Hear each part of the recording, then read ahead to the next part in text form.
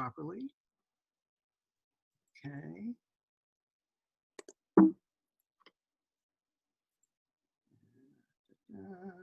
One moment. Very good. Ooh. All right, there we go. All right, so 30 years ago now?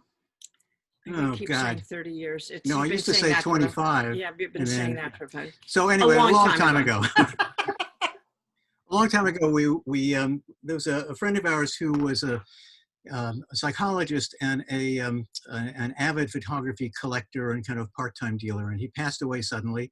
And at his estate sale in Northbrook, literally under a couch, there was this shoebox. And we took out the shoebox, and inside were these brown envelopes that had vintage contact prints stapled to them. And inside were 4x5-inch negatives, the old press photographer negatives. Stunningly beautiful photographs, not snapshots, just really quite remarkable. And let me just show you. We made a film, and this gives you a good indication. This is a trailer for our film. Salman manalkela matulane no se konolo se jamelandano che Salman manalkela esa mendalainu se jande namaste janandalo che Salman manalkela matulane no sé, no lo sé, ya me dan la noche. Salomán manalikeia, esa mendala y no sé, le mi noche linda se, ya me la dice bella da sola y noche. Mila naves da noche, linda la vanessa, li mi noche linda besaje, me da luja noche besala mi noche. Vizdarima lindase, vizdarima lindaste, vizda magella, vizda mavane, vizda bella da sola in noche. Salman manalike, Salman manaliseia, dando valone, ma che si chiede la noche, quando sei rientrato. So it's a half-hour film, and it premiered at the New York Indian Film Festival in New York. And it's been shown many places all over. It was here at the Field Museum as well. We just want to show you now a selection of photographs. So when we first got the box, we knew that they were from India because as you can see, every one of the envelopes had a contact print stapled to it, and you can see the staples. And also along the bottom, you will see 10th PTU, 3rd of May, 1945, a number, and then Indian girl with jug. Anyhow, and this is a very important photograph, which we're going to go back to later, but it just kind of sets the flavor of what some of these are. So when we got the box, when we purchased the box for $20, I might say, and which I think was one of the best $20 we've ever spent, because it completely, totally changed our life. You want to keep going? So this is just a selection of some of the images that were in the box that we completely and totally fell in love with. And again, we just knew that they were from India, but we're collectors, but we didn't really know what to do with it. So we put all the photographs back, we put everything back together, put it in a box, and we'll talk a little bit more later about what we did. You can see at the bottom where it says temple shot. It's like, well, thank you very much. Yeah. What temple, where, when, I mean, that's all, temple shot. Or, Indian man. It's like, thank you. Great. Terrific. Great. And what we were, one of the things we were really very struck by, I mean, we've seen a lot of, and both Alan and I, as you know, we're photographic artists, and I'm a photography dealer, and we have seen, an appraiser, and between us, we have seen millions and millions of photographs, both in private collections and in archives. And we were so struck by these images because they didn't have the usual colonial gaze that an outsider would have. And so we were very confused as to like, who took these photos? And by the way, we still don't know who took the photos, but we knew that they were taken by, that was part of the American Army, because when you see on the bottom left, it says 10th PTU. After some research, we found out that that was the 10th Photographic Technical Unit. And another thing, there are 127 photographs in the box, and most of them have marked 3rd of May of 45. Now, we also know that you can't take that many photographs in one day. And so we realized that instead of being taken on May 3rd, 1945, they were processed on May 3rd, 1945, and probably in a batch processing system. And, you know, as you can see, these are like some just beautiful portraits of people, women, priests, people working in the fields, and a lot of image. I mean, look at this. This is like stunningly gorgeous. The person that took these photographs definitely had an eye, and it's been haunting us, like who this person really is.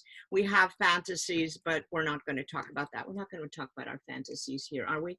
I mean, maybe in another presentation. In another presentation. All right. So, Okay. so as we said, we took the box, we purchased it for $20. We thought it was fabulous, and we put it away. So then I was teaching a class at Lake Forest College on photography and anthropology, and it was a really great class. It was a jointly offered by the art department and the anthropology department. And it was a situation where the art students had never mingled with the anthropology, people in the anthropology field never mingle with the artists. So it was a very interesting class. And one aspect of this was I was discussing materiality of images, because especially now with digital, it's on little screens. And younger people in particular have no experience of physically holding photographs in their hand. And there is something magical about that. And the fact that these photos were like 80 years old and someone held them, it carries history and kind of magic, with them. And it's in its original envelope, Yeah. so it still has there's still some DNA in there from Somebody. from somebody, from the original handlers. But anyway, so we set up all these photos, and we did a quite wonderful exhibit called Clouds of Fantasy, Pellets of Information, which is a line from the Susan Sontag essay on photography. And it was a fabulous exhibit. And it kind of got us started. And people really fell in love with these pictures. I had a student who became obsessed. And that actually has been a theme. Almost anyone who's been involved with this project gets obsessed. Totally obsessed. I mean, it totally changed our lives. I mean, it totally changed it. And the same thing has happened with a number of other people. So this one student became totally obsessed. And she's the one who realized that it was from Bengal. Yeah, I mean, originally, as you saw, it said, Indian man or Indian temple or Indian girl. And again, that doesn't, that doesn't give us very much information. But she was able to find out that they were taken in Bengal, and that there were several, during World War II, there were several air bases all over India, almost all of them in a Bengal region. And because that was, of course, the easternmost part of India, and Japan was, coming in and possibly invading. And there was also Burma, which was occupied, and there were people going over the Burma hump, and, and all that. So we were given a lot of support from and advice from the American Institute of India Studies, which is headquartered at University of Chicago and consists of scholars from all over the country, different institutions. And so we were able to go to the Art and Archaeology Archive in Gurgaon, which is just outside of Mumbai. And so here we are beginning our research. Our son who, as some of you know, is a musician, and he studies with Pandit Chief Kumar Sharma on the Santur. And so he had gotten a major grant from the AIS, and he was going to spend a year in India. Well, we could not see our son for a year. So we decided to go and visit him and to bring copies of the photos with us just to see whether or not they engendered any interest in people in India, not just us. And so we started a research at this center, and we really came up with met some wonderful people and came up with some wonderful things. This is one of the only photographs that has a location. It says temple near Pyarduba. And so we actually found the temple and we started showing these photos to people. I love this photo, this little girl. And we really noticed that people just went nuts. I mean, everywhere we went, and all we had to do, we had them in this blue binder, which is now totally decrepit because it's been used so much. But anytime we'd open it and we'd start looking, you know, and start looking up and start comparing, it just drew a phenomenal crowd. Now, of course, you know, it doesn't take much to draw a crowd in India, as many of you know. But I mean, it was amazing what the crowds that it drew. And it sparked stories. You know, and it sparked tons of stories. People started telling us their experiences. It was really great. Hello, I am screen sharing. Yes. What happened here? Okay. This is the current day temple, the Karnagar temple. And it's our daughter in the far right down there. This is our daughter, because this became a family affair. Yeah, I don't know. So we did quite a bit of research and discovered that, you know, this was a period of time when there was no Air Force. The Air Force was part of the US Army. And so the records for all of this, because we're trying to figure out who might have taken these pictures, we did determine, and we'll explain a little bit more, that it came from a US soldier, from an Army Air Force base. But it took quite a bit of research to finally figure out where these records might be held. Because it was not a separate institution at that point, the records are held with the World War II records for the Army. One would think that's at the Library of Congress or at the National Archives. Not so. It's actually at the Maxwell Air Force Base in Montgomery, Alabama. And we will one day get some funding to go down there and try to figure things out. But right now, that's where it is. I don't know. Okay. So we did a tremendous amount of research. This is the Gautam Samgupta, who's the head of the West Bengal Archaeological Survey. So he gave us some information as to where we might check things out. And one of the things that we were very much involved with is looking at these kinds of records. And you'll notice that this is called a Bengal roof, that curve, that arch. And the temples that we were trying to find, there is a photo I'll show you in just a moment, that has that roof. Well, it turns out there are thousands, tens of thousands that have that kind of roof. And so it's a lot of work to try to figure out where this might come from. And because we figured out that if we can locate these temples, then we'll be able to locate the villages. And so this is one of the temples that we started with. And as you saw the slide before, you want to go back to the slide before, Alan? So these are card catalogs from the AIIS archive that you saw a little bit earlier with this woman who's an archivist.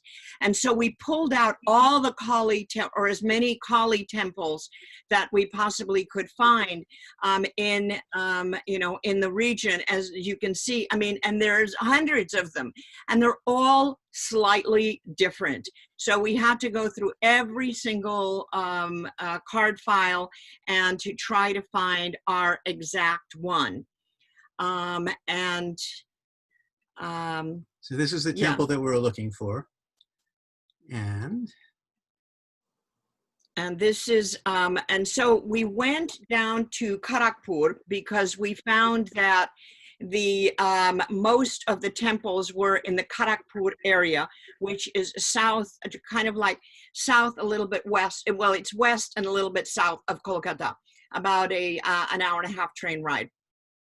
And so again, of course, we immediately drew a crowd when we Well, went searching for the temple. we were driving along and we thought we saw the temple. So we stopped the car and we run out to take a look at the temple. Turned out not to be the temple. This happened many, many, many times. But as Jerry says, it drew this crowd.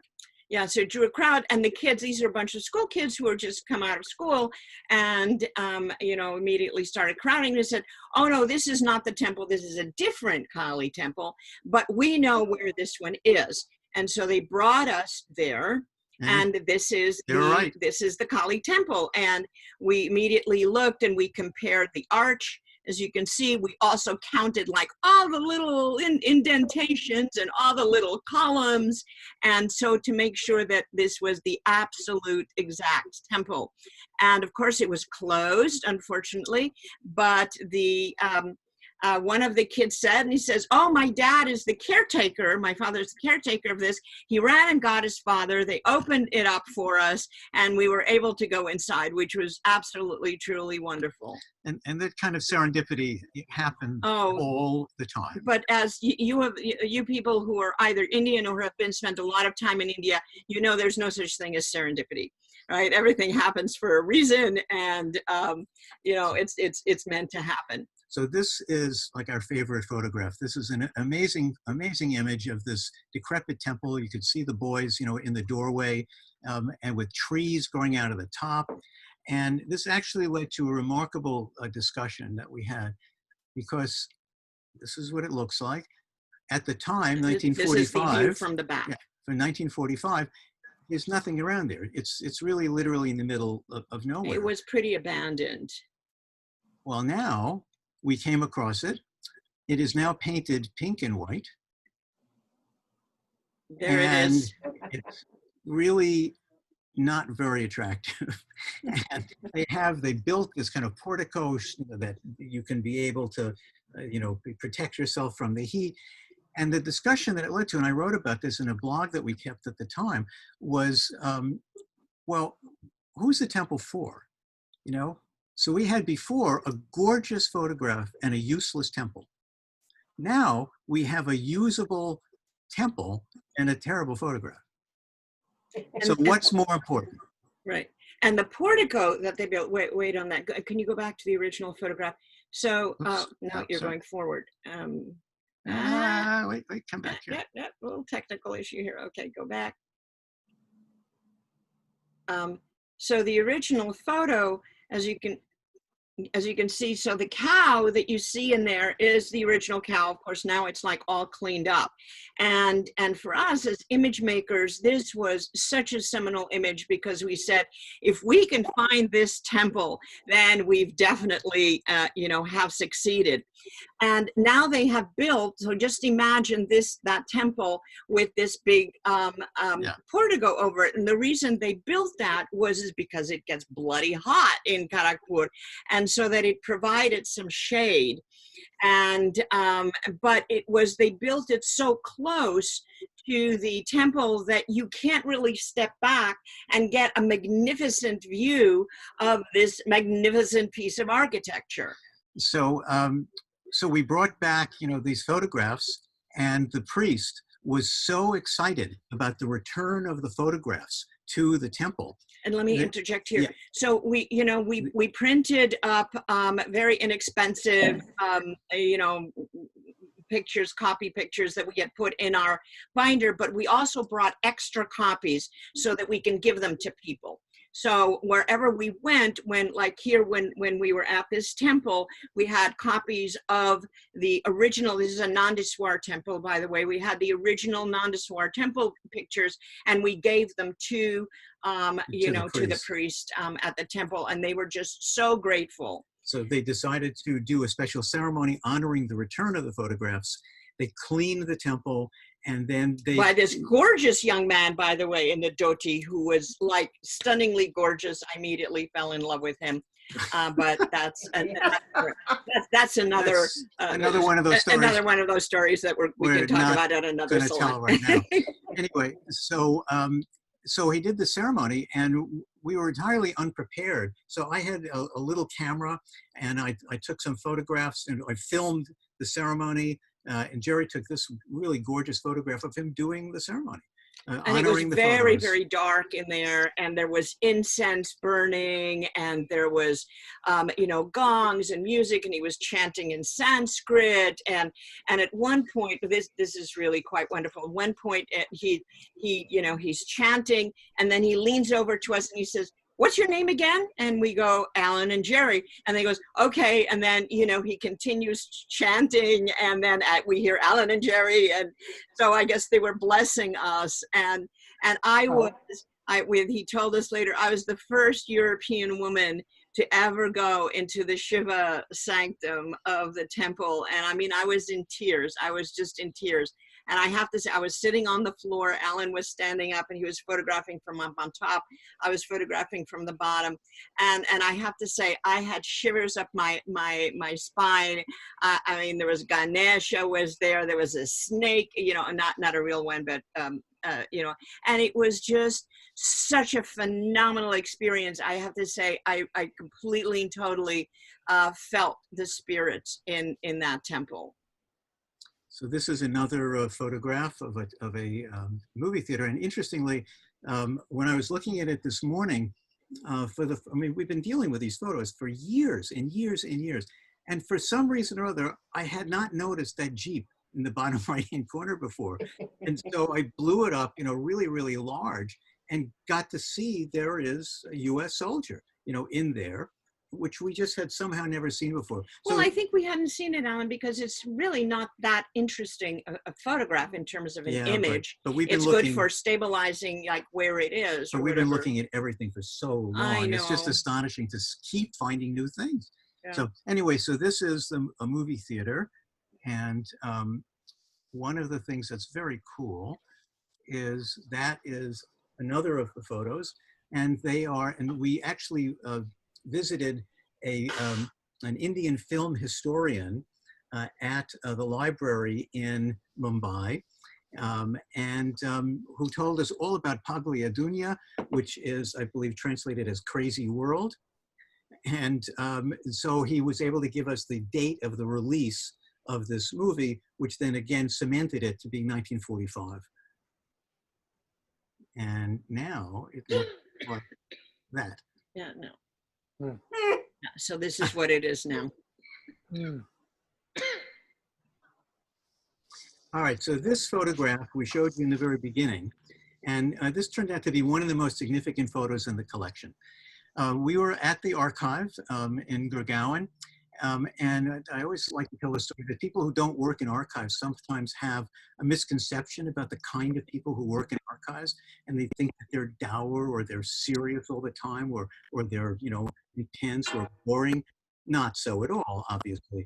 So when we found this photo, so you'll see the girl is sitting on a low, you know, kind of wall, and behind her is one of the only references that we have in any of the photos. Most of the photos are just somebody standing in front of a hut or standing in a field. Well, it could be anywhere. This is the first time where we actually see something in the background that can help us identify the location. And as we were going through all of this, we were able to find that exact point of view. So just on the internet, you know, on the web. So in the archive, everyone is screaming and yelling and whooping and hollering. And, Broke open the box of chocolates. It was really, really quite It was one of remarkable those thing. amazing aha moments, I have to say. And so here is a photograph on the left. They mention it as describe it as a Bilaji temple, which is incorrect. It's a Balaji temple. And we could not figure this out because this is a South Indian style temple.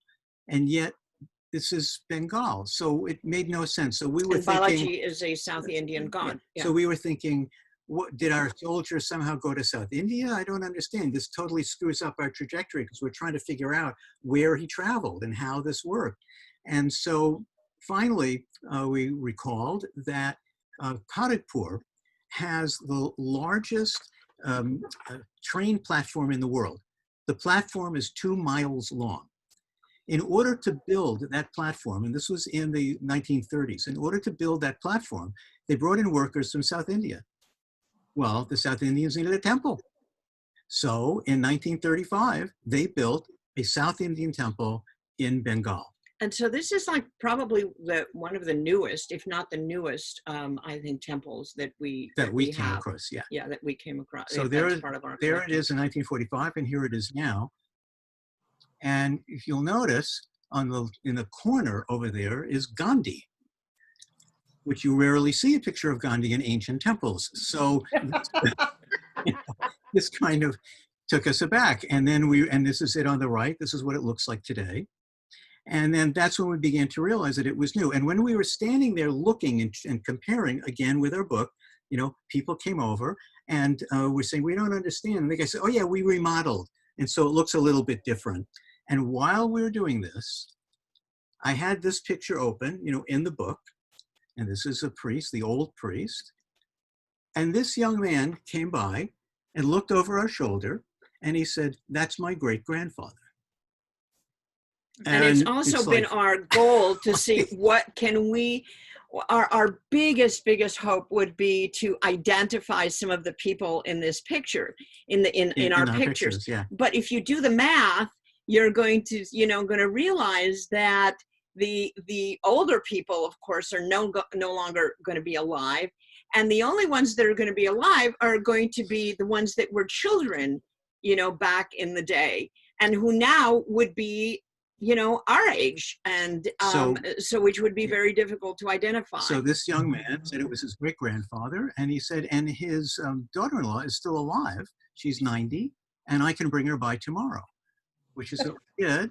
And she came by, and we gave her a copy of the picture. She was in tears. Because again, in 1945, it wasn't like everyone had their iPhone and there were a billion pictures made every 10 minutes. Having a professional photograph in a small village in India in 1945 was not common.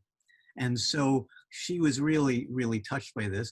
And each one of these experiences to us kind of cemented to us how important this was and how meaningful it was to not only us, but to other people. So I don't remember whether we applied for the Fulbright after that. Yes, we were already on the Fulbright. Yeah, so we were already.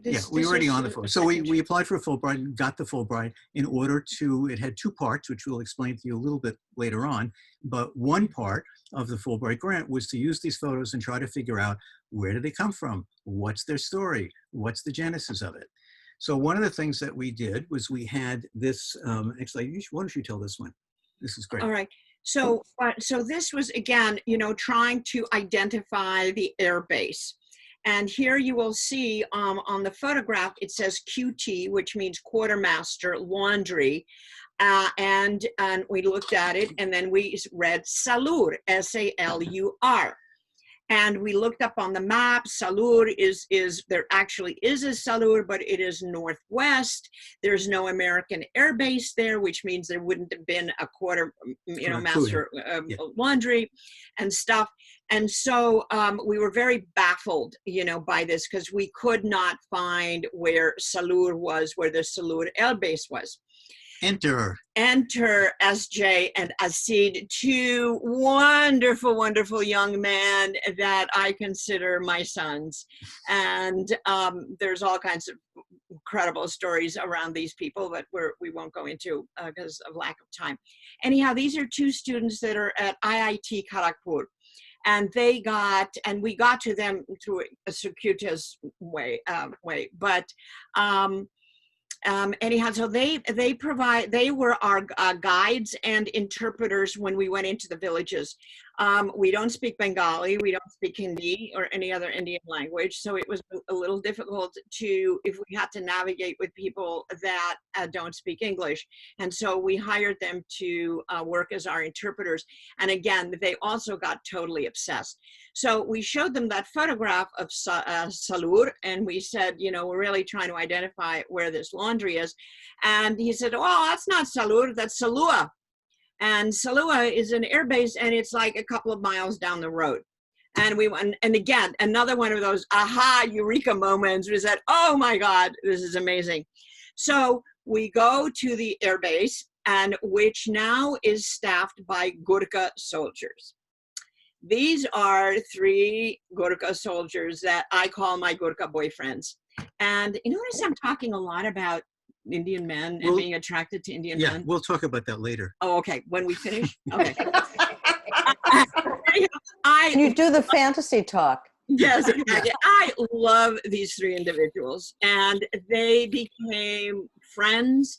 We still email with them. They are the most absolutely wonderful, wonderful people, and they are very, very interested in the history of the air base, because they feel that this is where the Americans were, and this is where also there was a Gurkha regiment. And Gurkhas never really got much recognition within the Indian society. They were always a little bit outsiders. So they were just absolutely thrilled at our research and our photographs. And again, we gave them photographs. Okay, want to go to the next one? Yeah, the only reason I'm looking is, no, we're still recording. I wasn't sure we were still recording, so, okay. Yeah, so. So here we are, we're just showing the photographs to them and talking about where some of these things might be. And they took us on this amazing jaunt through the jungles. Oh, so here is a photograph from that shows Gurkha soldiers. Now, we know that they're Gurkhas because of the hats that they wear. And also, you'll notice, you can specifically see in the man in the middle, he has this long sheath on his belt, which is a knife. It's a Gurkha knife called a kukri. And you don't want to mess with Gurkhas and their kukris, because they are the fiercest soldier fighters in the world. Jerry asked if she could see the knife. And yeah, because I love tools, and I was fascinated by the knife. Soldier was very kind of hesitant, and he said, well, ma'am, if I take it out, I can't put it back unless it tastes blood. So I'd have to cut my finger. And we go, okay, fine, never mind. That's okay. But it was like, you can, a Gurkha soldier can never put his kukri back in the sheath until it's tasted blood. And I go, okay, great. So here we are. At one point, we constantly had a situation where we were showing people pictures of the temples or other things, like this is a laundry that we were looking for. They'd say, oh, we know where it is, and they would, head off, and we would follow them. And so both Jerry and I had a very unique experience during this time. So it was about 100 degrees. It was very, very hot. And so I'm following the Gurkhas off into the jungle. And I never finished my PhD in anthropology. And because it was the 60s and I dropped out to change the world. And so Did you change the world? I did. The world changed. So I succeeded. So it's okay.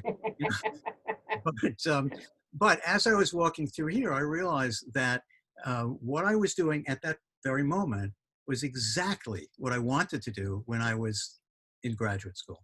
When I was trying to get my PhD, it was going to be on how cultures teach us to see, and it was going to be involved with a lot of field work. And there I was doing precisely what I'd always wanted to do. And so, what was really amazing about this trek is that, as Alan said, it really was literally 100 degrees, and the straw was crunching under your feet. And over to our left, it was like just these amazing scenes with people carrying bundles of straw on their heads and goats. And there was a pond to the right with naked little boys jumping into the water. And I'm just looking around and saying, where am I? Of course, that was a constant thing that we would say, where are we? Where am I? And afterwards of this particular time when Alan and I talked about this experience of being here in this field with the people, and it was like really quiet, and you can just hear the wind, and you can hear every now and then a goat, but and we realized how we had this shared experience, even though we were like 20 feet apart or whatever. We somehow both realized we were in this incredible surreal landscape. All right, so this is such a wonderful story. So we go back to the base. We've made several trips, and so we're back to the base, and so one of the soldiers says to us, can you come back tomorrow? And we said, well, no, because we're actually going to Chicago tomorrow, or, you know, we're going back, trip is over. And he got very concerned. He said, well, just sit here for a bit. Okay. A few minutes later, they called us into another room and they presented us with a trophy. And clearly what happened, because if you read the trophy, it's presented to you on your retirement. Yeah. So clearly what happened was the commandant was not in his office. He was coming the next day, yeah, which is why they wanted right. us to come And the he next was day. in Kolkata. And so the soldiers called him up and they said, hey, we have, you know, these two Americans, we have Alan and Jerry here, and they've done all this cool work, and they gave us all these photographs. And so the commandant said, well, you have to give them something. And they said, well, we don't have anything. So you must have something. And they said, well, we have those retirement awards. Says, give them that. So that's what we got. That's what we think that they had said. So it's but on they our, wanted to give us an award. So it's on our piano right now. It's one of our prized possessions. Prized possession. We're going to speed this up a little bit because we got a lot to cover here. Oh, dear. So, all right. Okay, we're talking too much. We're talking too much, as always. But, No, you're not. okay. No, you're not. Thanks. So those of you familiar with Indian history will know, maybe even recognize this building.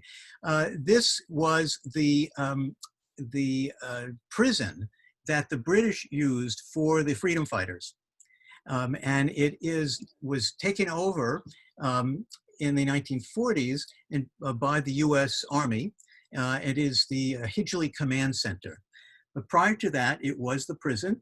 And there was a very famous riot in 1931 where the guards killed several of the inmates. And actually Tagore came and spoke about it. It was a big outrage. And Bose as well wrote about it a lot. But in the 1940s, the Americans needed a base because they wanted to monitor the movements of the Japanese, and they needed a place that was kind of hidden. And so this was ideal. And they took over, they gave the British 24 hours to leave. I have no idea why the British actually did that, but they did. They left. Because we're Americans. We invade countries. We bomb Iraqis. We can do what we want. Well, it worked. In this case, it worked.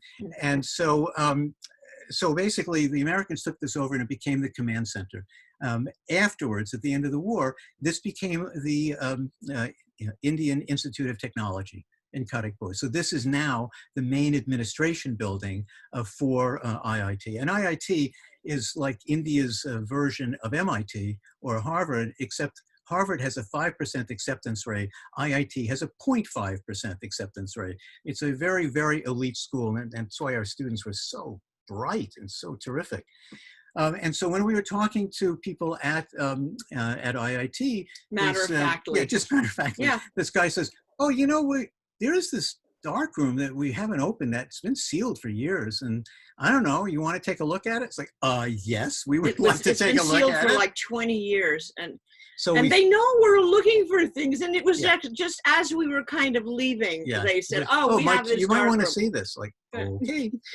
And so there indeed was a sign that said dark room, and we went inside, and it was a wreck. The people from the administration were not really happy going in there because they thought there would be snakes in there. Yes, so be careful where you step. There could be right? snakes.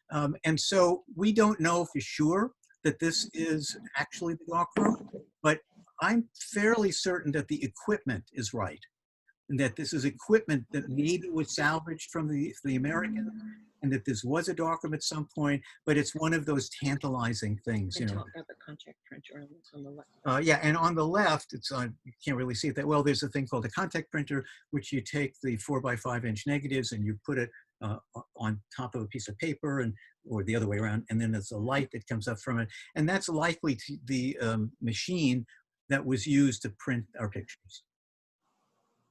Or that kind, yeah. So here's another wonderful story. This is one of the temples. This is actually, we were never able to really identify this temple, but when we would show it around, and everybody that had, we would show temple pictures to, they'd say, "Oh, I know where that is. I know where that is." And of course, never right. It was never right. And But we got a phenomenal stories out of this. So I don't even remember who took us on a trek. They said, oh yeah, we know where this temple is. So we brought to this temple, which looks very, very similar. But when you count the ridges are not exactly correct. And here's an amazing thing that happened. So we drive up in this car.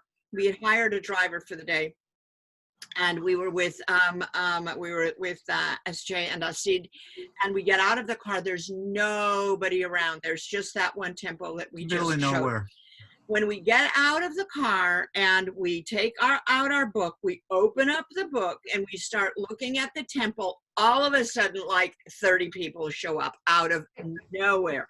All of a sudden, there's people walking down the road.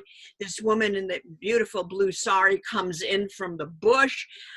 All these people kind of, again, descend on us. And a marvelous thing happens. This woman takes the book out of our hands. And like, she just kind of grabbed it, took it out of our hands, and her and this group of people go down, and it was on a little incline, and she goes down to the bottom and looking up at the temple over here on the left.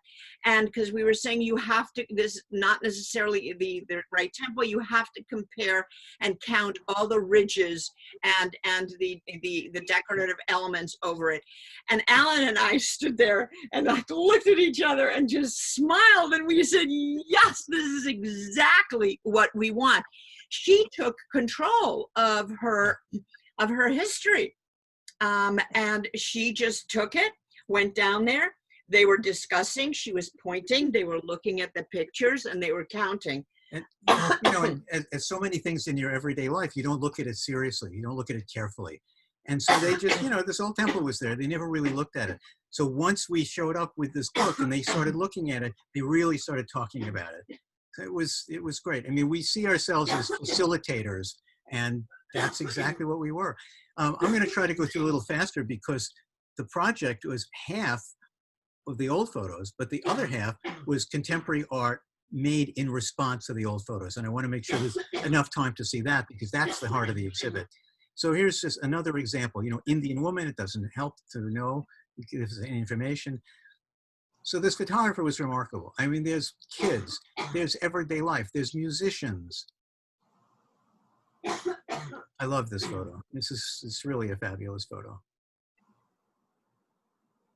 We found that one of the things that the American soldiers brought was chewing gum. And so here we have the Indian kids with chewing gum. We still, we're not sure about who could have taken these pictures, but there's an intimacy. So we thought maybe it was a doctor, maybe it was somebody, maybe it was an Indian person, not an American, but we still don't know. And this actually, the kids are sitting on the photographer's case. This is an old case for a 4x5 view camera, press camera, and that's the case. So when we came back on one of our trips, we decided to collaborate. And we had been in Bishnupur, a town that has a lot of terracotta temples, and we heard some music and we wandered over, and there was a guy playing the harmonium. So I took that photo on the right without any reference to the one on the left. And when we got home, we realized, but back to where we were staying, we realized it's kind of the same. It's the same angle, it's the same. And so our son had found a broken piano in the alley, and he brought us all these pieces, and he says, I don't know, maybe you'll use it for some art piece one day. And so we ended up putting this together. This is, dimensional sculpture with the old photo and the new photo. And this was exhibited at the Martha Schneider Gallery here in Chicago. And what it did for us was it said, well, if we could be inspired to make new art from these photos, maybe Indian artists could as well. And that was the basis for the Fulbright. And so we ended up, and we could spend a long time explaining how this all happened, but we found this remarkable group of people.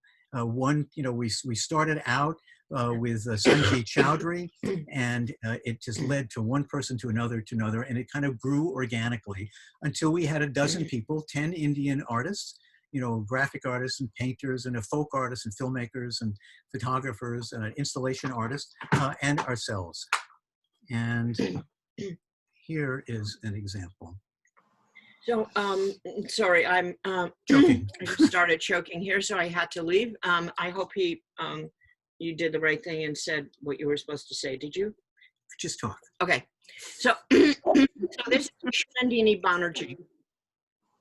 Amazing woman. She's a graphic artist, works digitally and pulls pictures together and collages them.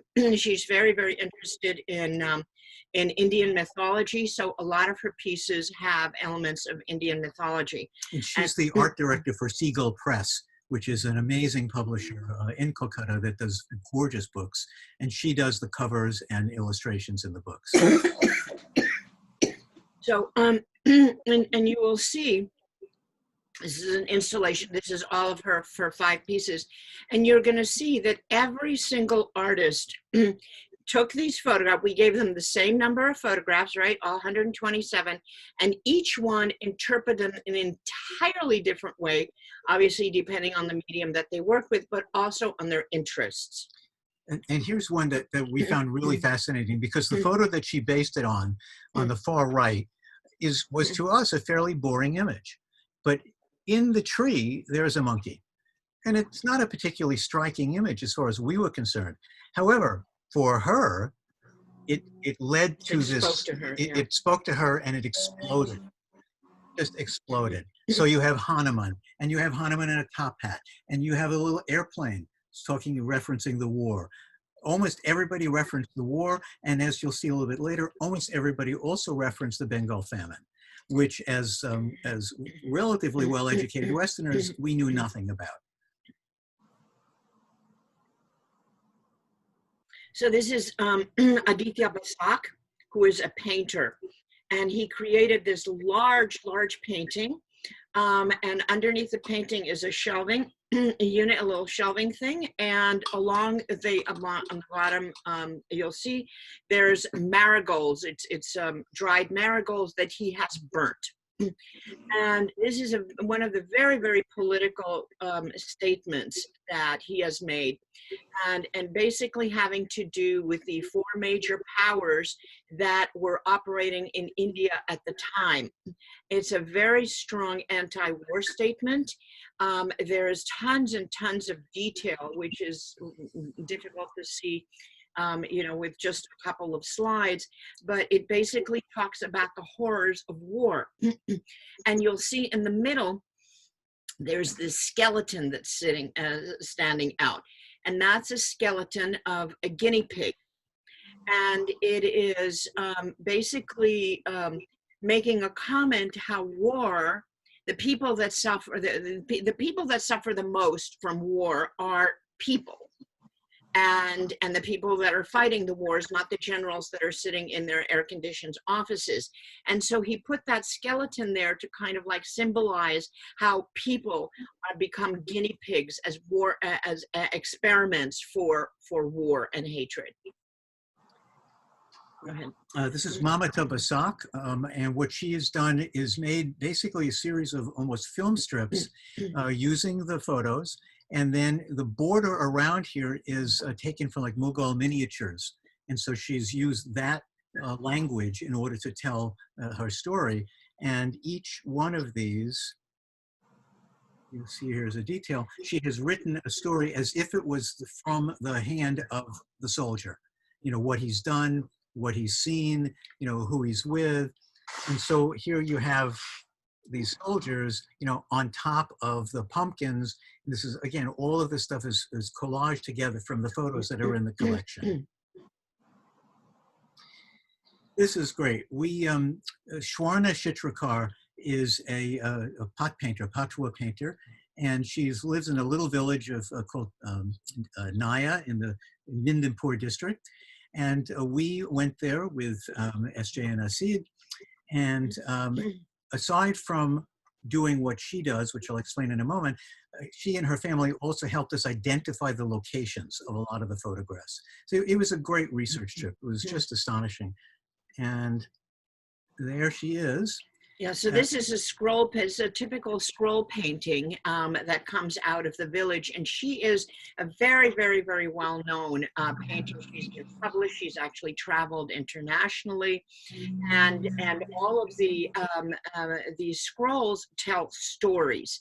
Back in the day when they were developed, it was an illiterate society, so everything was, it was an oral, history was passed down orally and through images.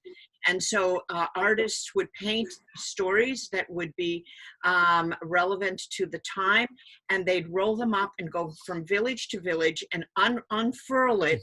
And as each panel is being talked about, you don't only, the artist doesn't just paint the scroll, but also composes and sings a song. And here is an excerpt from Shwarna singing about, Oops. oh, whoops, you missed it.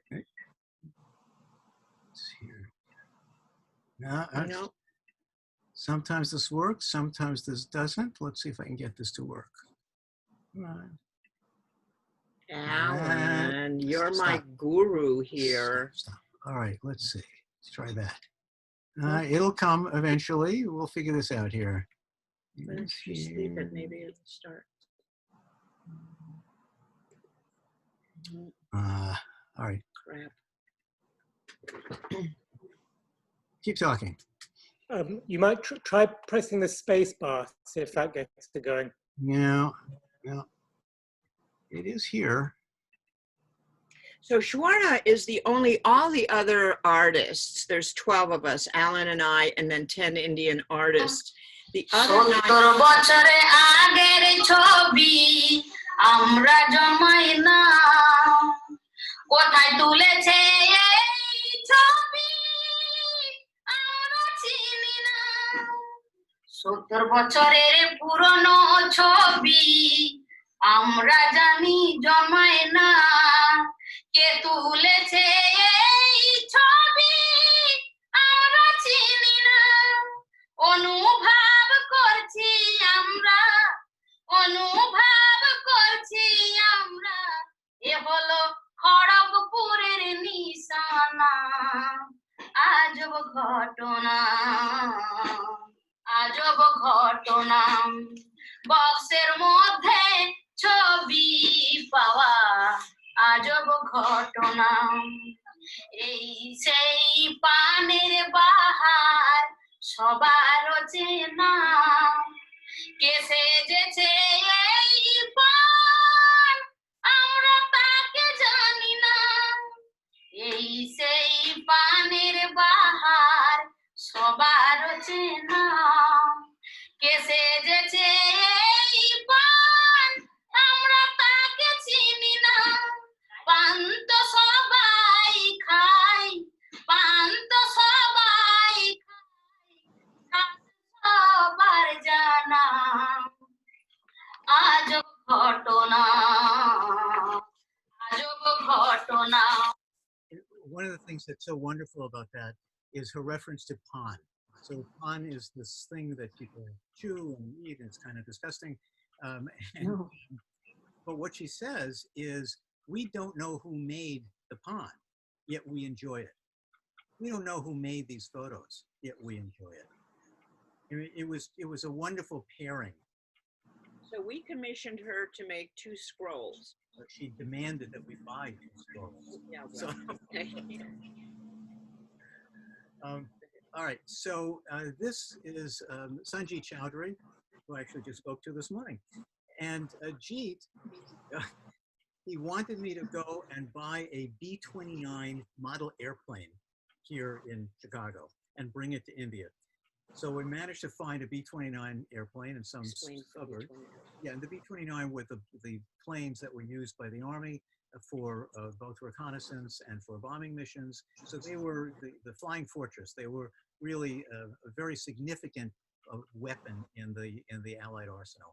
And so Jeet bought this terrible painting at some junk shop, and then he set it up in our living room, and then he held this up and then photographed, and that's what he came up with. You know, they're just amazing. So it looks real. It looks like it's flying over the Himalayas. And the other thing that he did 2 parts of the exhibit. And again, when I said about being obsessed, many of the artists, I mean, he could have just done this. No, no, no. So instead, he also did a film called Letters to Rachel, where he imagined that the soldier was Jewish. He called up one day, he said, what would you think if I made the soldier Jewish? And we said, this is your artwork, you know, whatever you want to do.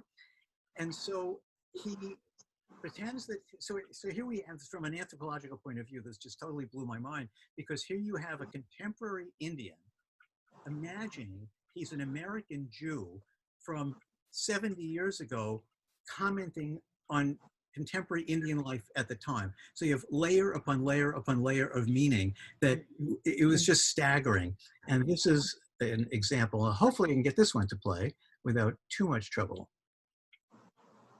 This is an excerpt from his. This is an excerpt from his film. Darling Rachel, sorry for the long break. We were moving even further east, even farther away from you, to Calcutta, and then to a village where there's a tiny airbase. Good news from Europe. Our boys finally smashed the Krauts. Someday the war is going to end, and I will be back home to Baltimore and you.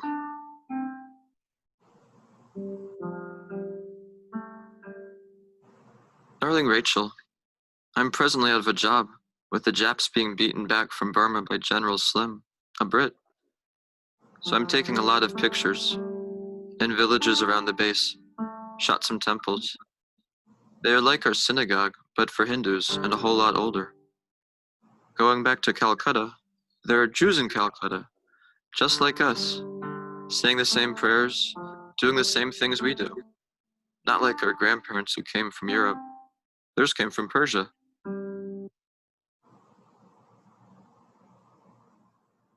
Every time one of these artists did something, we would just kind of just go, this is just amazing. It's just amazing. Each person took this to heart, and they just took it to heart and then let it, you know, let it flow. So this is artist Chhatrapati Dotto, and who built 6 large light boxes.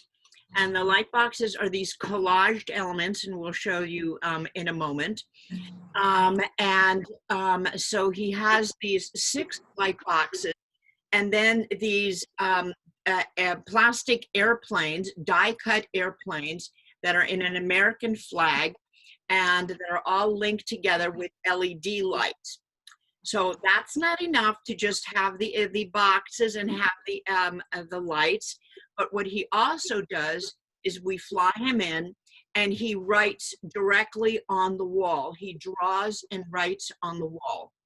And this is Chhatra in at the Loyola University Museum of Art here.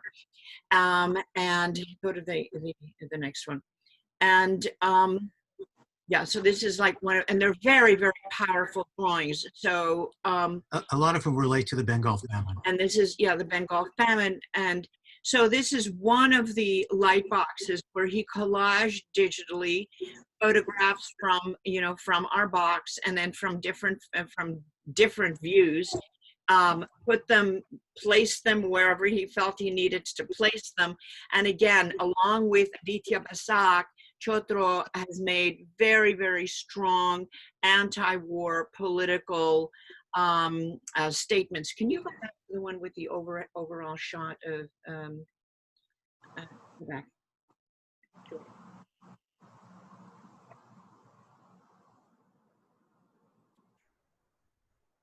Go ahead.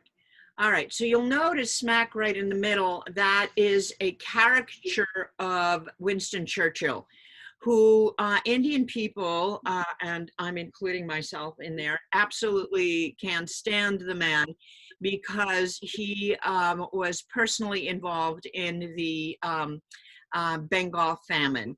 And so he is kind of a very central figure here in his installation.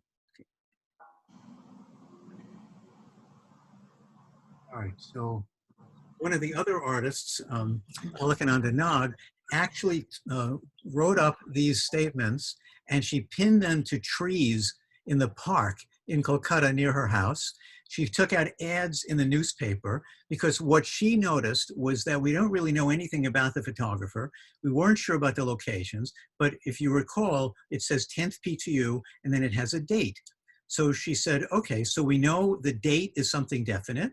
So the same way that the photos were born on that day, let me see if we can find a person who was born on that day and tell that person's story. And so she actually posted this.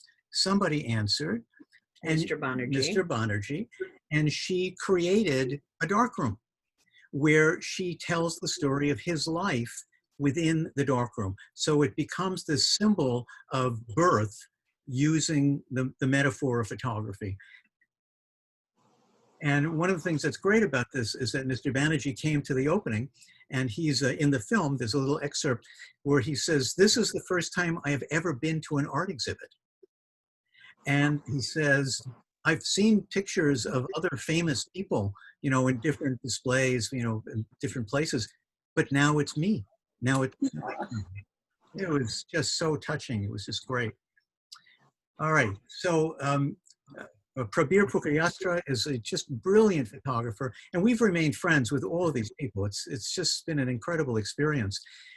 So what Prabir did was he did several things, but he did a little diary which appeared in the exhibit as a kind of slideshow where he's, you know, telling the story of doing the work for the exhibit. So here he's talking about, you know, journeys begin with a single step, and he's talking about watching his mother, an Indian classical dancer. And then he talks about storytelling and why he needs to do this. And then he talks about our involvement in kind of getting him into this. And he did a series of 6 triplets where he has created a character. He's created the character of John Miller. And he has made up that John Miller was a young boy who was a photographer and an airplane pilot doing crop dusting in a small southern Texas town. And why Texas? Because his sister lives in Texas. And so he and his sister would get in the car and they'd go wandering around a lot of the small towns in Texas looking for where John Miller grew up. Yeah, he calls us up, you know, and he says, I'm in Texas. I'm trying to find where John lived. So, okay. So you'll see in the center picture, you'll see on the roof, and that's a contemporary image, you'll see Auto Parts Miller. And he says, this is where John Miller lived. This is where he was born. And he creates these stories around John Miller, how he's growing up. He meets his sweetheart.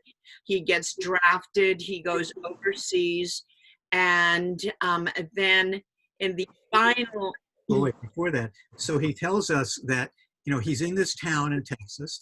And he says, and I kept feeling that I was being followed, that somebody was following me, that it was John Miller who was following me, who was like tapping me on the shoulder and, you know, watching what I was doing.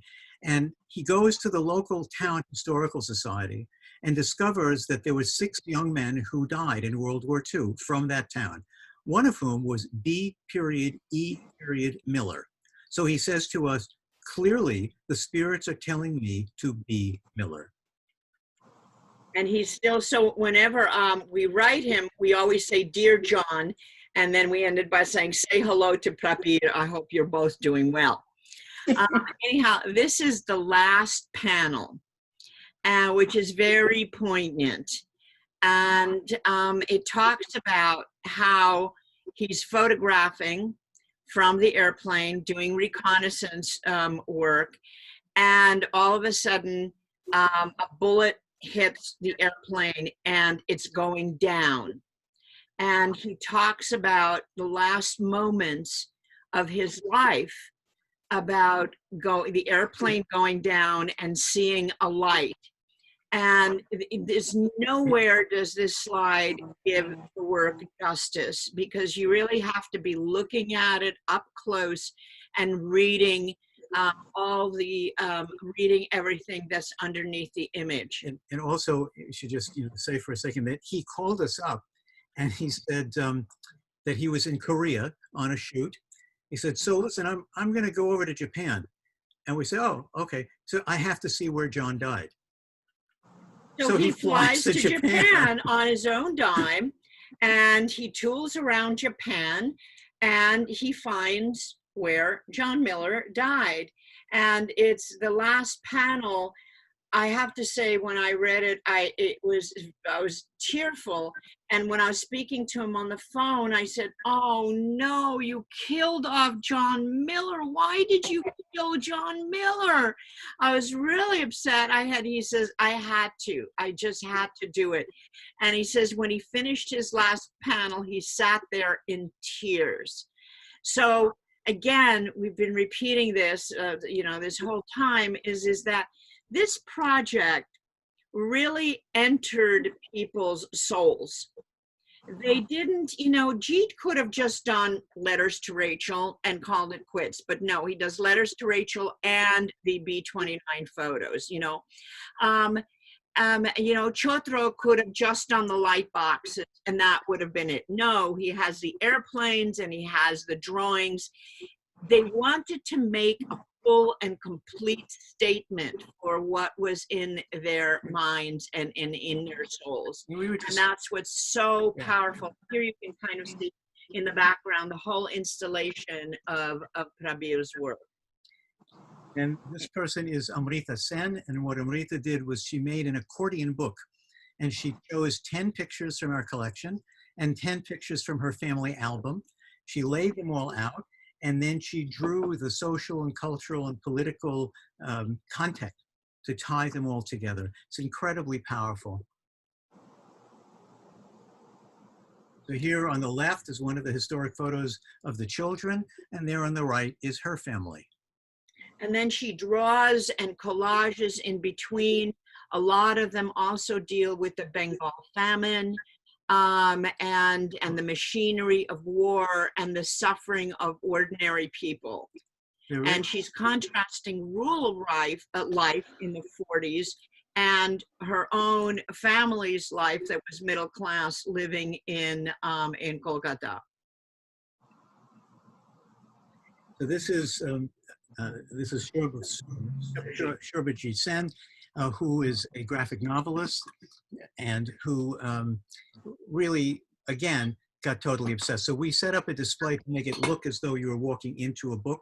So it's like the book with pages, and so you could walk from one to one. And this is one of my favorite. He's a cartoonist. He's a cartoonist. And this image, to me, almost sums up the entire project. Because if you were looking through a professional camera, through a view camera, and you're looking, especially under a cloth, and if you're looking at the ground glass, the image that you see is upside down and backwards. So what he has here in this second chorus here is you see the photographer seeing the subject upside down and backwards. And what does Shorbo do?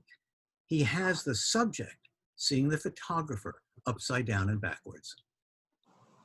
And that's kind of like for us the symbol of how everybody, interpreted. They took these photographs, they turned them upside down, they made them backwards, they turned them inside out. And it's an issue of agency. It's like, well, who's got the power here? It's not just the photographer, it's the subject as well.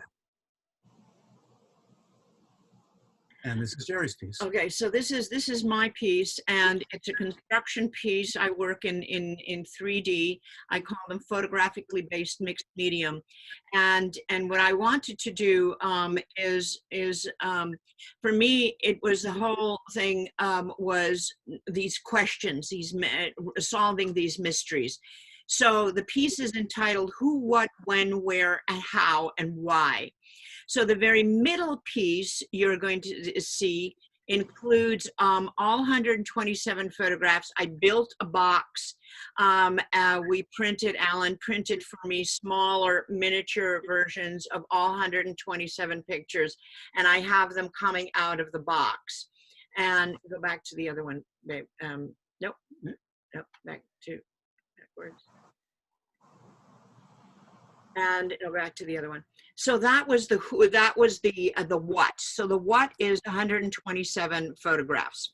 If you look at the bottom left, it is the how, and it has to do a lot with the darkroom and how the pictures were processed. I recreated a negative, and I can talk about this forever, but I'm not going to. Oh no. Bottom the bottom right is the where, and that was the Salua Air Base. And again, there's a lot of symbolism and a lot of metaphor in all of these pictures. This is when, and it is 1945. I have pictures of the key players who are Truman and Roosevelt, Hirohito, Gandhi, and Bose. And this was, this is to the, the Asian War, and I have all kinds of elements with it that symbolize things, including a piece on the Bengal famine. But I want you to go back to the original slide. I guess we should have had the original slide with each one of these close-ups. But what I want you to see, so we have the what in the center, the how, the when, the where, and the when. So those are the four knowns, but we don't know who and we don't know why. So the who is the larger construction that's up on the top right. And I created a whole piece about who are you? Where are you? Where are you hiding? Why aren't you revealing yourself to me? And then that part is not part of the puzzle because it's trying to get into the puzzle, but it's not quite there. And then the other one, which is basically a big black blob, but it's written in Y, W-H-Y, and it's basically the Y also is trying to get in and being part of the whole puzzle. Okay, so the last one we're going to look at is my piece. And what I did was I took that photo that I really love and blew it up to 7 feet tall, printed it on cloth, suspended it, and cut strips in it so you could actually walk into the photograph.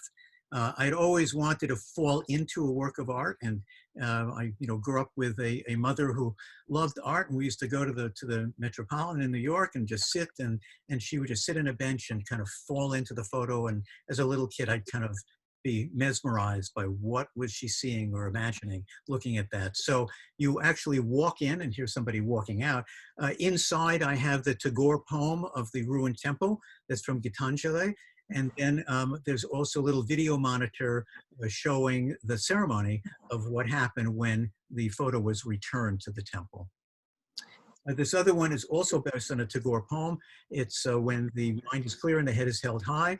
And what I did was blew up one of those photos and then cut holes in it, also blew up a negative, and then had those lights in the back that are kind of reference to the old contact printer. And so this is a dimensional piece that basically pulls apart the process of photography. Right now, photography is digital and it's instantaneous. You take a picture, it's done, that's it. In the old days, you had to take a picture, expose it properly, know what you're doing. Then you had to have it developed and make sure that that was done right. Then you would print it. So there was time and there was space in between seeing what you saw and then getting the finished result. And now it happens instantaneously, and I think we may be missing something in the speed of that. And so this is pulling it apart. You can see a little bit more, and especially for younger people who don't even know what a negative is, this was very instructive. And so it's kind of my ode to traditional photography. And just to show you a little bit, this is from the installation at the Birla Academy in Kolkata. And that's Jerry's piece on the left, and then we've got Shwarna's piece over here. It's really remarkable. This was at the Indira Gandhi Center in Delhi. This was here in Chicago at Luma. And then this was the last installation, which is at the Pacific Asian Museum in Pasadena. We're hoping to bring it to the University of Reno. University of Nevada in Reno has a brand new art museum. And so they want the exhibit. It would have been up and then fairly soon, but because of COVID, everything, all bets are off. So right now, half the exhibit is in storage in Chicago and half of it is in storage in India. Don't ask. It was a, Madhu knows the difficulties in getting things to and from India. But we hope to have additional venues. We really want to bring it to New York. And so we're, trying to figure out, what other venues might be possible. And we want to end with the windows that were at the Pacific Asian Museum in Pasadena, where they used our photos to make these collages and basically saying, unravel the mystery. Thank you. There we go. Oh my goodness. So nice to revisit this because I didn't see it at Luma. I saw it in Pasadena, as I told you. Yes. And it was a momentous day for a lot of other reasons, because on the way home from there, Richard had a health issue. So I was on the freeway coming back from Pasadena with all of your wonderful images floating in my head and trying to get through 5 lanes of traffic so I could call the EMTs. Oh. But, so it was nice to see this again and come back to it with a clearer mind. So thank you so much. Well, I'm really so happy you got to see it in Pasadena. That's great. Diane saw it, who I had to leave early, but Diane actually saw it in both Chicago and in Pasadena, which was really quite wonderful. And I found it wonderful to get to see it comfortably ensconced in my home because I was having physical issues at that point, and to have the time to enjoy it, sure, 2D, but having seen it 3D, it's just amazing, amazing work. And you, both of you, are such storytellers and discoverers of stories that you've enriched us. Oh, thank you. Thank you, Well, Barbara. I have to say this project, I keep saying that it changed their lives, but it really did. I mean, I had this design firm for many years and it was great. I loved it. It was wonderful. But we felt blessed. We felt we had this phenomenal opportunity to be conduits, and that's really what we saw ourselves as conduits. When we first found all of this, who was it from the University of Chicago? Not Ralph. Ralph Nicholas? No, not Ralph. Well, we've been working, I don't know, do you all know Ralph Nicholas? Ralph and Marta Nicholas? No. So Ralph is an anthropologist. He was the former dean at the University of Chicago, and he was the chair of the anthropology department. Ralph has kind of taken us under his wing and absolutely loves this project. And he's the first one who pointed out the dates to us, that it couldn't possibly have been done in the same day. But we took this work to the South Asian bibliographer at the University of Chicago and showed him all this stuff. And he just looked at us and he said, of all the people to have found this box, he said, you were the right ones that have found it. Karma. Yeah. And we've been feeling that, throughout. It's like, everything I've ever done in my life, from teaching to writing to photography to exhibit design, it all came together in this one project. It's every skill I have, and Jerry as well, every skill that we have all came together in this one project in this kind of magical way. And I mean, it's great. I was on the phone this morning with Jeet, who has just done an exhibit. He's just done an exhibit on the Jews of Calcutta, because there was an interesting Jewish community in which we became part of, actually. We can tell you stories about that. The great Passover Seder at the Jewish Girls' School of Calcutta that no longer has any Jews at all, and it's all Muslim students. But it was wonderful. It's just wonderful, where instead of a shank bone, they had a fish head on the Seder plate because they no longer have a kosher butcher, and so they use the fish. It's why not? But, It's one of our kids calling, I'm sure. Anyway, but no, but it really, so here we have this, Jeet, who got interested in the Jewish community because of this project. And then so he's been writing, and he has an exhibit that just closed at a synagogue in Calcutta, in Connecticut. And he called because, he wants me to try to get this exhibit to one of the synagogues in Chicago. It's like, great, great, terrific. If they ever So real. send it to Spertus. Go to That's Spertus. what I was going to suggest. Yeah, I wouldn't. No, they're not interested. No, that's a possibility. Why is Jerry shaking her head? It's all right. We've got the new display space where Ken did his thing. Oh, they have the Yeah, new yeah, display it's- space. Oh, okay, yeah. They have a new display space. That's great. Because For a while yeah, it I was- forgot about that display case, because basically what they did was they tore out their whole exhibition space on one of the floors, and long It's a whole story. it's a whole other story. But Because Oh, yes, it is. they're definitely open to India, because Rambir Kalika, an artist who I've worked with, did a big installation in one of their initial exhibitions. Huh. The one that was about hair. I don't know if you remember it. It was about hair, and it was about you looked from one side of a room over a kind of an abyss to see his video on the other side. oh, So he's a contemporary Indian artist. So I think that there might be some precedent for having this Cool. sort of cross-cultural show. Alan, do you want me to connect you with the head there? I know him. Sure. Years ago, when I had my design firm, I did a number of exhibits for them, and which was really great. We did It is Father's Day, but this is Yeah, persistent. anyway. Alan and Jerry, where again did you find the box of photos? I'm sorry, when did we went?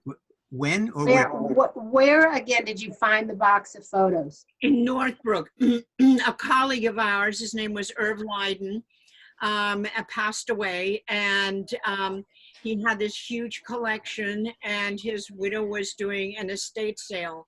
And so we went there, we bought a bunch of photographs, and then underneath the couch, we saw this box, and being the dumpster diver curious people that we are, we pulled out the box, and that's when we saw these photos. So Northbrook, Illinois started all of it. Yeah, so Northbrook, but they could Wonderful story. have been taken in so many, could I have have been elsewhere. Yeah. I have a question about the photographer. And are you still on the quest to see who it might have been? Yes. Yeah. Are there, I would think, but you've obviously done more research than I have about this, but I would think that there'd be some sort of roster of who was stationed where. Yeah. We've done some of that work. We found a spreadsheet of, so this was we believe it's at the Salua Air Force Base. It's the 10th PT, or the 10th Photographical Unit from the 20th Bomber Command. I mean, as an anti-war activist, I just find it remarkable that I'm getting knee-deep in military history, right? It's also, You have to know the enemy. Exactly. But so we did find a roster because this was a base that was doing reconnaissance photography. And so there were a number of people who were there. We did find a roster that indicated that one of the soldiers was from Wisconsin. Now, the guy who collected these photographs, he used to go to garage sales, and he used to go to estate sales and junk shops and all that. So it is certainly possible that he picked this up at an estate sale in Wisconsin, since Northbrook is not that far from Wisconsin. But in order to really do this right, we really have to go down to the Maxwell Air Force Base. And if any of you have ever done any work in archives, you know that when you ask people quickly whether they have something, they very often will say no. And what that tells you, if you have done your homework realizing that it probably is there, is that you have to rephrase the question. And so that's pretty much what we have to do, because they say, oh no, there's no photos down there. It's like, yeah, right. There's definitely photos in that archive. An archive? Hello. Exactly. So, but again, in a serendipitous thing, my student, who had first discovered that it was from Bengal. So this is Lake Forest College. She manages to track down the Army historian who was a graduate of Lake Forest College, right? More karma. More karma. It just kept going like that. So we would like to go down to Montgomery, Alabama. Now that they have the new Civil Rights Museum down there, the new, Yeah, you could do the whole civil rights tour down there. yeah. So now it's more interesting than spending a week in rural Alabama. So, but that is something that we do want to do. Initially, we were gung-ho to find the photographer, but then once we had people using these photos without knowing any details, we realized to just shelve our quest for the photographer for a while. Because if we knew that it was Irving Schwartz from New Jersey, then there goes all the fantasies, of everybody, Yeah, Gene right? couldn't do his letters to Rachel. Yeah. Prabir No, couldn't, John Miller. you couldn't Yeah. create John Miller. Yeah. There would be a constraint because we would know the identity, of the person. As a couple of times we thought, well, maybe it's a woman because the photographs are very close and passionate, and but we found out Men can't be close and passionate. I Never- thought we'd agreed this was a conversation all right. for afterwards. Okay. Okay. And- You know, of course, that many of the veterans' records from World War II were destroyed in a fire Yes. in St. Louis. So unfortunately, you may not actually be able to trace this person past maybe that roster because Yeah. those records are gone. right. Yeah, we do know about that. Merle, you had a question? Yeah, speaking of fantasy, did you ever consider it was more than one photographer? Yes, yeah. But Yeah. because of the stylistic elements in all the photos, we're pretty sure it's one photographer. Yeah, we thought at first it could be a crew, it could be a number of people, but they're so consistent that it just seems to be a vision. There's another American photographer by the name of Clyde Waddell, because at one point somebody pointed this, there's a fabulous archive in Delhi that we went to, and so the Al-Qazi archive. And so we looked at this album by Clyde Waddell, and it's the only other kind of known images of American soldiers in India. They're not very interesting photos. They're very distant. There's much more a sense of the exotic.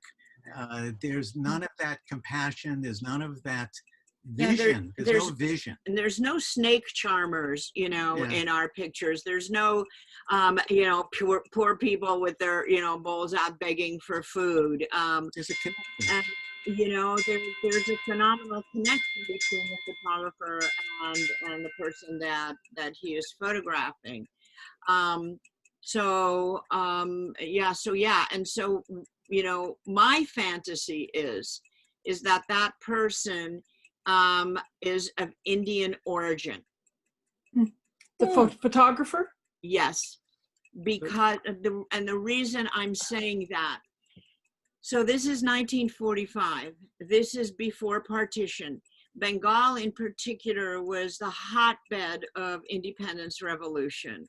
A lot of violent, protests and, going on because they were, the Britishers just We're doing what they were doing. We're doing what they were doing. I'm not going to say anything more than that.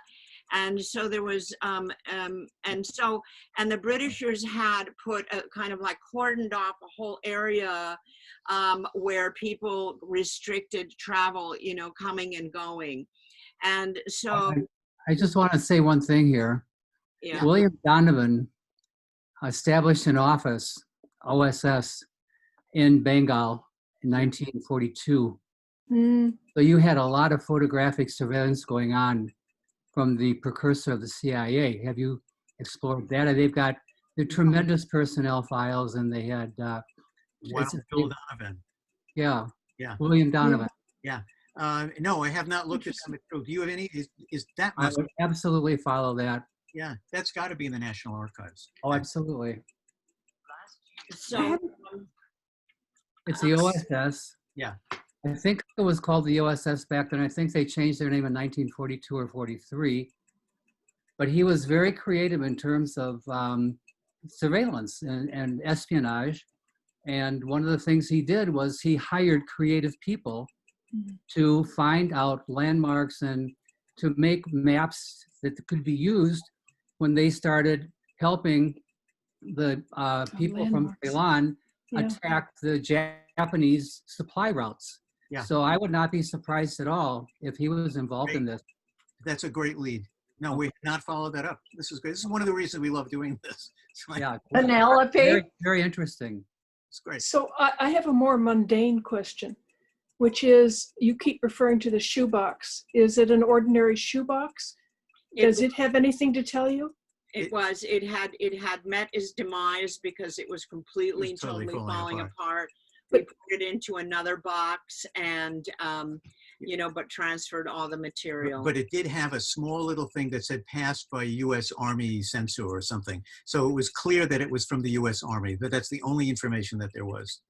So it maybe was in India and came back with whoever did the Yes. Yeah. Yes. photographs. Yes. But it had no indication on it of, Buster Brown shoes or anything like that Oh, of a shoe store. We've been doing, so much research for years and years on this, and we did get some woman in Texas who actually had a couple of the same photos. Wow. So that's also part of the, That's neat. Wow. How did she get them? How did you explain that? Her mother has the album. Her mother now has Alzheimer's.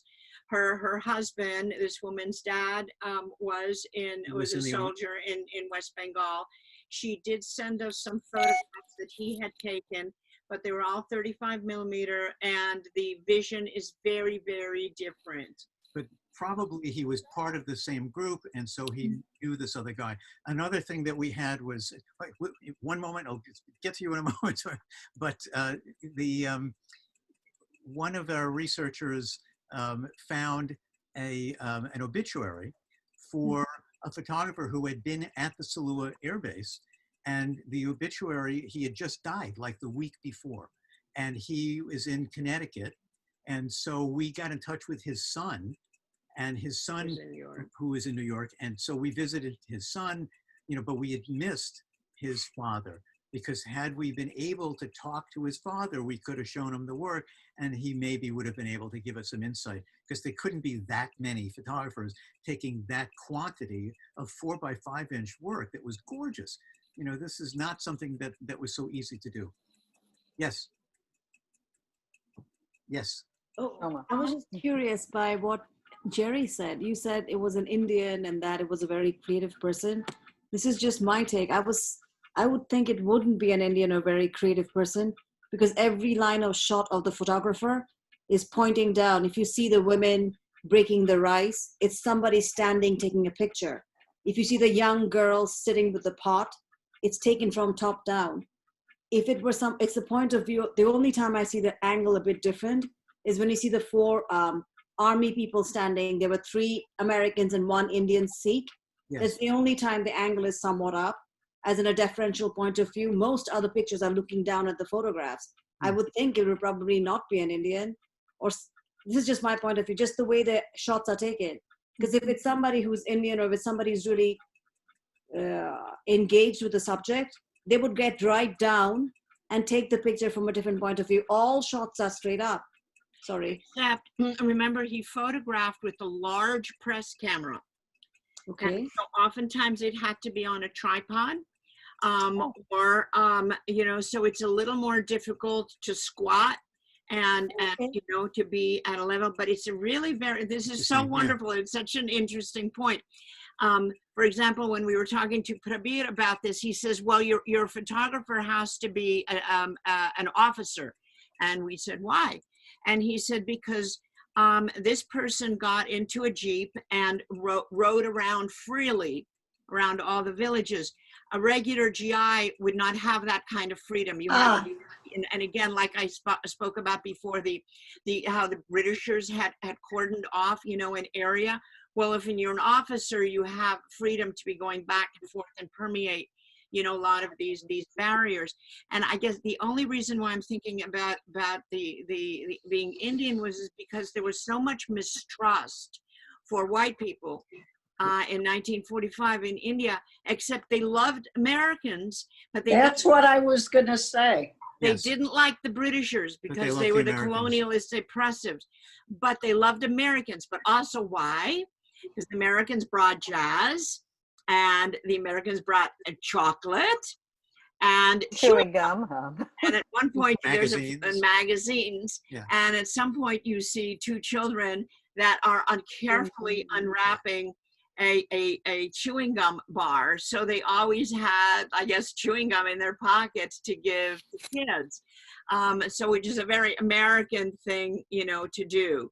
But I'm just thinking that he would be American, but possibly of Indian extraction, because they're so open to him.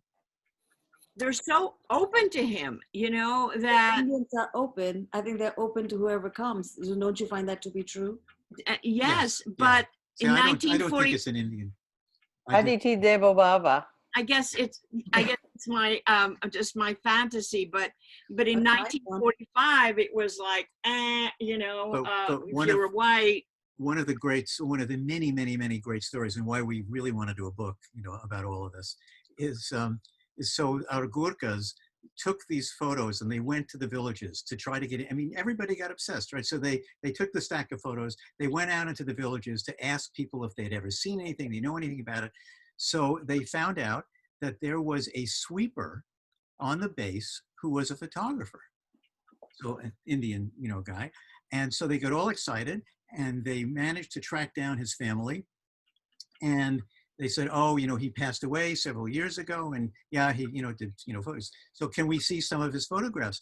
And they said, oh no, we can't. Well, why not? So, well, we put it on the funeral pyre.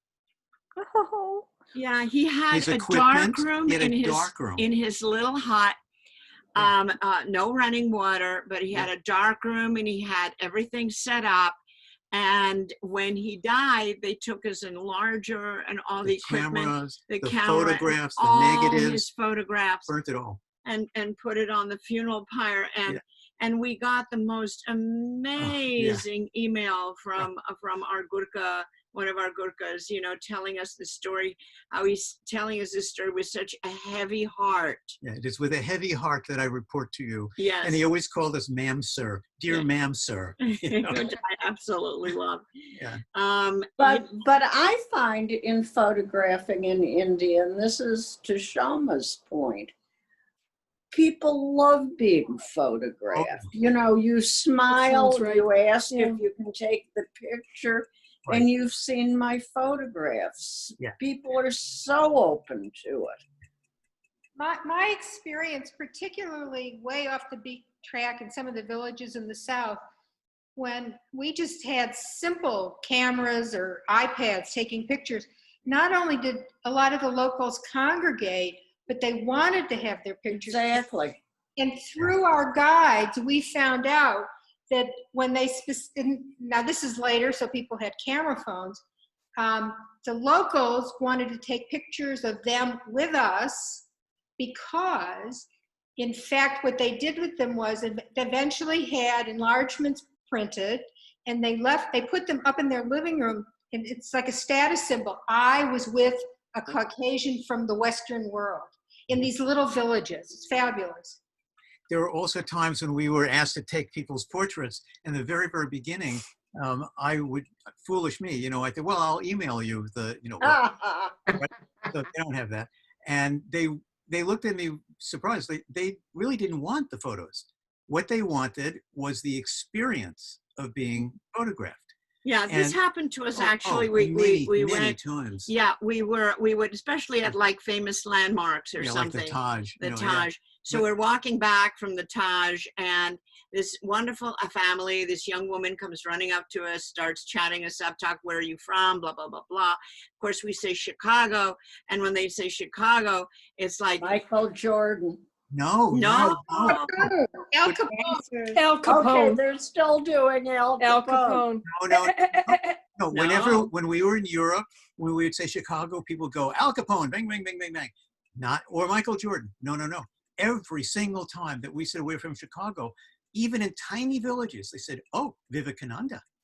Oh my heavens. Vivekananda did the address, you know, the Art Institute. the World Parliament of Religions in what, 1897, 6? No, 1893.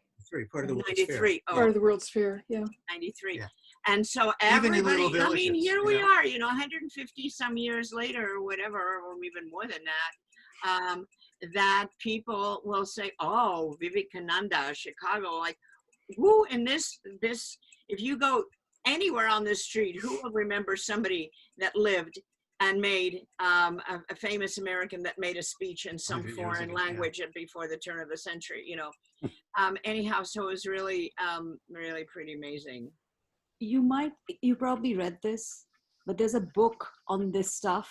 He's an Indian writer, I think out of England. His last name is Mukherjee. You might have read this, The Lives of Others. He writes like a dream. His command of the English language is staggering. And he writes about the Indian famine, but it's not the point of view of just the famine. It's a superb book for anybody. Brilliantly written, but he shows the point of view. Others. The Lives of Others. It received many awards, and it's I've heard of it somehow, but I don't know why. Sorry? I said I've heard of it somehow, but I don't know why or where. It's very, very, won many awards, and it's stunning. It does refer to the Indian famine, and you're right, there are many Indians who dislike Churchill, but this book is not about that, but it might, I don't know, I wonder what you make of the story, because you've delved so much on the history of these photographs. You would put it in context. It's a wonderful book to go along with your photography, The Lives of Others. Neil Mukherjee, that's him.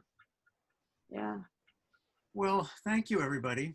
This is wonderful. Thank you. Thank you. Really wonderful. Thank you. Oh my God, it was amazing. And please go to our website, followingthebox.com. You can click on, there's a lot of different things you can click on. One of them is you can get a slideshow of every single photograph that's in the box. A second one, you can go to the artist. It gives an artist bio and shows every single piece that's in the exhibition. There's all kinds of other things that are in there. Alan, could you let me know what you find out? Because OSS also worked very closely with the Office of Information Services, which had a lot of reconnaissance activities going on in that part of the world. I would just be curious what you found out. Great. No, it's a great lead. Okay. I mean, we do a lot of different things, right? But one of the other projects that we've worked on for a long time was we acquired another shoebox years ago. Seems to be a theme. Another shoebox full of vintage prints made by the OWI, the Office of War Information. And this was all part of Paul Vanderbilt was the cataloger for the original Library of Congress for the FSA collection. And so he apparently came to work one day and discovered that they had thrown out all the vintage little prints, the 4x5 negative prints. They'd thrown them all out because they were doing some renumbering system. So he grabbed all of this stuff and put it in a shoebox and forgot about it for 50 years, and then called us, and we bought the shoebox practically sight unseen. Everything was all rolled up, and we had to rewash everything. And then we got the microfilm records in the Library of Congress, and we spent about 2 years going through everything and identifying everything. And so we're very familiar with the OWI and the OSSS and the FSS and the whole period when there was some quite amazing stuff that was done. Yeah, really. And to think I always throw out our old shoeboxes. Alan, Jerry, if you want me to connect you with Dean Bell at Spertus, let me know. Okay, great. That would be terrific. Okay. All right, and just let me know when you're ready, whatever. Okay. Next week, I thought we would be informal and talk about objects, books, pictures, whatever we have held up. Right. And talk Bring about back your objects. My picture failed this. I've just been searching all over my screen. I can't find it. Okay. So bring back your objects next week. Oh, next week? Okay. Yeah, because some of us have left. Yeah. Okay. Bye. Wonderful. Bye. Thank you. Bye, all. Bye.